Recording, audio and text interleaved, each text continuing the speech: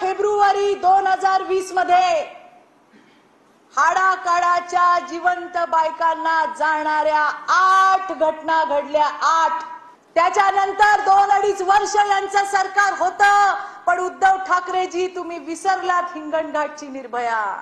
लाज वाटली पाहिजे तुम्हाला। लासलगाव मध्ये एका बाईला जिवंत जाळलं, संभाजीनगरला जाळलं।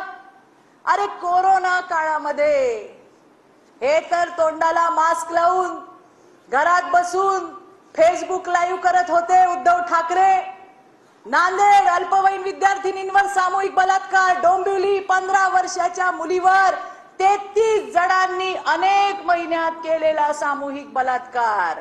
पुण्यामध्ये गँगरेप 14 वर्षीय मुलीवर सामूहिक बलात्कार, बीड मध्ये 17 वर्षीय मुलीवर बलात्कार, सिंधुदुर्गामध्ये अल्पवयीन मुलीवर बलात्कार, पिंपरी चिंचवडला सामूहिक बलात्कार 12 हरामखोरांनी केलेला, वर्ध्याला अल्पवयीन मुलीवर बलात्कार, चंद्रपूरची सामूहिक बलात्काराची पीडिता तिने हा सगळं सहन न होऊन त्रास त्या ठिकाणी स्वतः आत्महत्या